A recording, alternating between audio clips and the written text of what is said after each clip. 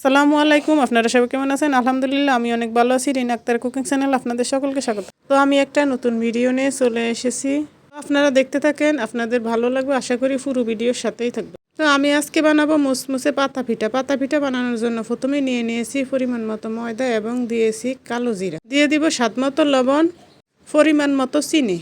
তো এগুলোকে ভালো করে মিক্স করে নিব। সাথে দিয়ে দিব একটা ডিম। আমি এইখানে ভুল করে ফেলেছি, প্রথমে দিব তেল তারপরে দিব ডিম, কিন্তু আমি আগে ডিম দিয়ে ফেলেছি, যা কিছু হবে না। ডিমটাকে মিক্স করে এর ভিতরে দিয়ে দিব সয়াবিন তেল। তেল দিয়ে সুন্দর করে এটাকে মিক্স করে নিব। মনের আনন্দে মিক্স করতে হবে। এক পর্যায়ে মিক্স করা হয়ে গেলে এর ভিতরে দিয়ে দিব সামান্য কুসুম কুসুম গরম পানি। পানি দিয়ে এটাকে ভালো করে মিক্স করে নিব। মিক্স করে একটা ডো তৈরি করে নিব।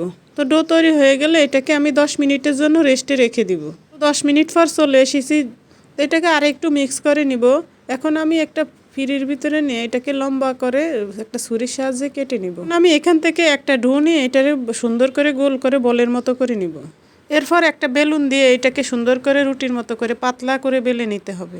তারপর একটা ছুরির সাহায্যে এটাকে লম্বা লম্বা করে কেটে নিব। লম্বা লম্বি আকারে কেটে মাছ বরাবর থেকে আমি আবারও এগুলাকে ছোট ছোট করে কেটে নিব। কেটে নেওয়া হয়ে গেলে এগুলাকে এক সাইড করে রেখে একটা একটা করে আমি এগুলাকে পাতার মতো শেপ দিয়ে নেব। এগুলাকে ফুলের শেপও দেওয়া যায়, যে যেইভাবে শেপ দেয়। এগুলোকে আমি একটা একটা করে সুন্দর করে পাতার শেপ দিয়ে নিব। তো এই পিঠাটা খেতে কে কে পছন্দ করেন অবশ্যই আমাকে কমেন্ট করে বলবেন। আমার বাচ্চারা এই পিঠাটা অনেক পছন্দ করে, আমার কাছে অনেক ভালো লাগে, আমার বাসায় সকলেই অনেক পছন্দ করে। এই মুসমুসে পিঠাটাকে অনেক দিন সংরক্ষণ করে আপনি রাখতে পারেন। এটাকে একটা প্লাস্টিকের ডিব্বার ভিতরে মুখটা টাইট করে বন্ধ করে রেখে দিবেন, অনেক দিন খাওয়া যাবে।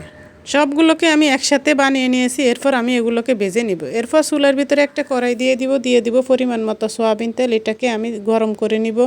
তেলটা গরম হয়ে গিয়েছে। এখন আমি একটা একটা করে সবগুলো পিঠা আস্তে আস্তে তেলের ভিতরে ছেড়ে দিব। সবগুলো একসাথে দেওয়া যাবে না, দিলে জমাট বেঁধে যেতে পারে। এই জন্য আমি আস্তে আস্তে এগুলোকে দিয়ে লাল লাল করে মুসমুসে করে ভেজে নিব। তো এখন এসে একজনে আবার কমেন্ট করে বলবে এটা আবার কোনো পিঠা হইলো নাকি, এটা কি ধরনের পিঠা বানাইছে। অবশ্যই যে যেইভাবে বানায় আমি আমার মতো করে বানাইছি, আপনারা আপনার মতো করে বানাবেন। এইভাবে খেলেই হলো, মজা হলেই হলো কথা।